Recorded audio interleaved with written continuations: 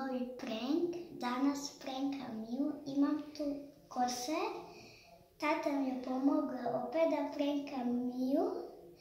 Ja ću joj metiti ovu kosu na jastuk i malo ću izrezat kose.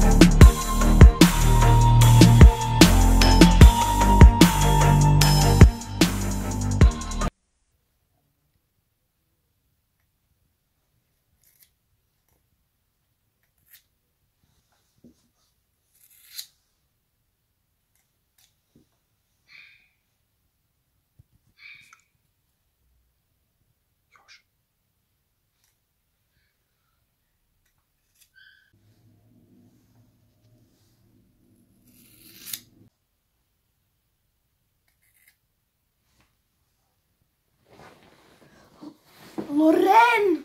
To moja kosa? Šta radiš? Že tebe ošišam? To nije smiješno. Loren!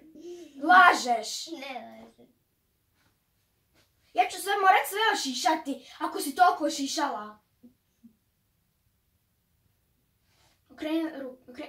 Okreni se.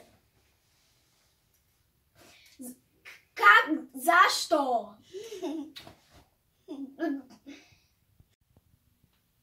To nije moja kosa. Je. To nije moja kosa, Loren. Je. Ožde tebe ošišam, ajde dođi. Žeš vidjeti će tebi to biti tako smiješno. Lažeš. Šta je?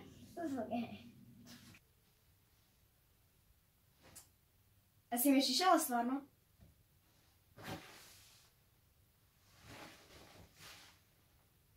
Šta je to? Kosa. To je moja kosa. Koliko si ti mene šišala? Loren, dođi ja tebe. Pa ćeš vidjeti. Nosi to. To je bio prank, nadam se da je uspio. A sad pitajte mi u komentarima kako je. Wow. Ja sam se toliko uplašila. To što sam već osjetila da me nešto svrbi. I okrenem se ja. Zamislite, spavate. Ne, normalno, lijepa nedjelja je, spavate. I onda se sestra probudi i pored vas je ovoliki pramen kosa. Znači, na prvo sam vjerovala, onda kad sam uzela kosa u ruke, bila da to nije prava. Zato što moja kosa nije tako, ali Loren, dobit ćeš to natrag. A vi ako vam se svidio ovaj prank, ostavite like, ja se nadam da mi nije ošišala samo tako.